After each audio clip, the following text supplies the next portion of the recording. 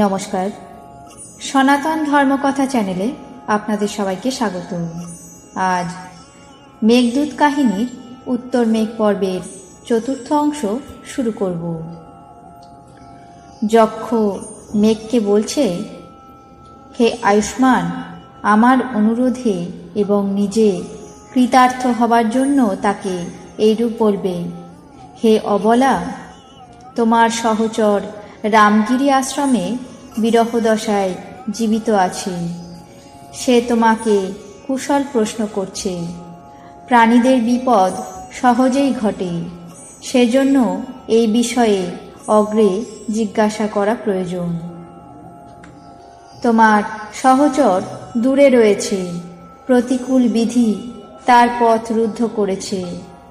সে তার কৃশ সন্তপ্ত অশ্রুযুক্ত উৎকণ্ঠিত দীর্ঘ নিঃশ্বাসী শরীর দ্বারা তোমার অতিকৃশতপ্ত অশ্রুক্লীন্ন অবিরত উৎকণ্ঠিত উষ্ণ নিঃশ্বাসময় শরীরে মনে মনে প্রবেশ করছে। যে কথা তোমার সখীদের সমক্ষে স্পষ্ট করে বলবার যোগ্য, সে কথাও তোমার সহচর মুখ স্পর্শের লোভে তোমার কানে কানে বলতে লোলুপ হতো। এখন কর্ণের অগোচর, চক্ষুর অদৃশ্য হয়ে সে উৎকণ্ঠাবশে বাক্য রচনা করে আমার মুখ দিয়ে এই কথা বলছে।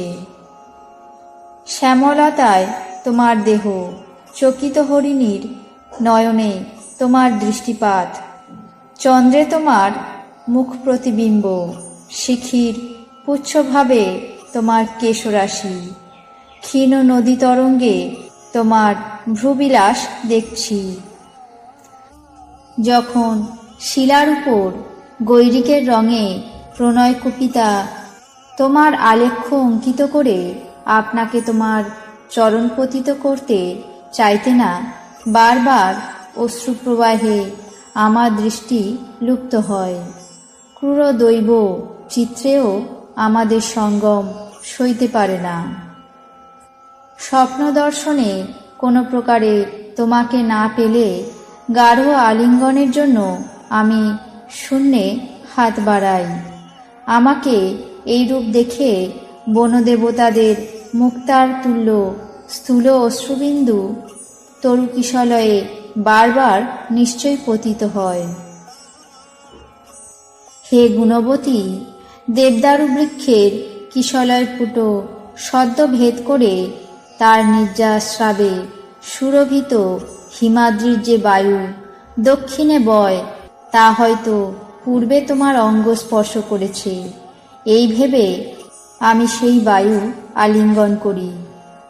হে চতুর্নয়নে দীর্ঘজামী রজনী, কি প্রকারে ক্ষণকালের তুল্য সংক্ষিপ্ত করা যায়, দিবাকালও কি প্রকারে সহাবস্থায় শীতল করা যায়। এই প্রকারে অপূরণীয় কামনায় আমার চিত্ত তোমার বিরহজনিত তীব্র ব্যথায় অসহায় হয়েছে। মেঘ, তুমি আমার প্রিয়াকে বলো, আমি বহু বিচার করে নিজেই নিজেকে প্রবোধ দিচ্ছি। অতএব কল্যাণী, তুমি নিতান্ত কাতর হইও না। কারই বা অত্যন্ত সুখ লাভ হয় বা একান্ত দুঃখ লাভ হয়।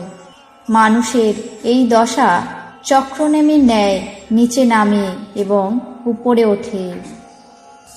সাঙ্গপাণি ভুজগ শয়ন থেকে উত্থিত হলে আমার শাপান্ত হবে।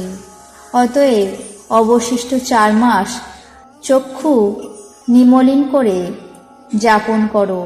তারপর পূর্ণ শবচন্দ্রিকাময় রজনীতে আমাদের বিরহকালে সংকল্পিত সমস্ত অভিলাষ ভোগ করব। তোমার স্বামী আরও বললে যে, একদা তুমি শয্যায় আমার কণ্ঠলগ্না হয়ে নিদ্রা গিয়েও কি কারণে সশব্দে রোদন করে জেগে উঠলে। আমি বহুবার জিজ্ঞাসা করায় তুমি মনে মনে হেসে এই বললে, ধূর্ত, আমি স্বপ্নে দেখলাম তুমি অন্য কারো সঙ্গে বিহার করছ। হে অসিত নয়নে, এই অভিজ্ঞান পেয়ে আমাকে কল্যাণযুক্ত যেন এবং অপবাদ শুনে আমার প্রতি অবিশ্বাসিনী হইও না।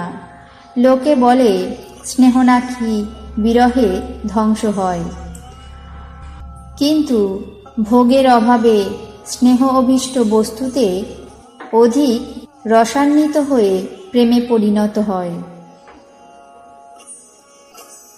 আজ মেঘদূত কাহিনীর উত্তর মেঘ পর্বের চতুর্থ অংশ এখানেই শেষ করছি। বাকি অংশ আগামী পর্বে পাঠ করে শোনাব। আপনাদের কেমন লাগছে তা অবশ্যই কমেন্ট বক্সে জানাবেন। চ্যানেলটিকে সাবস্ক্রাইব করবেন, লাইক করবেন, শেয়ার করবেন। ধন্যবাদ।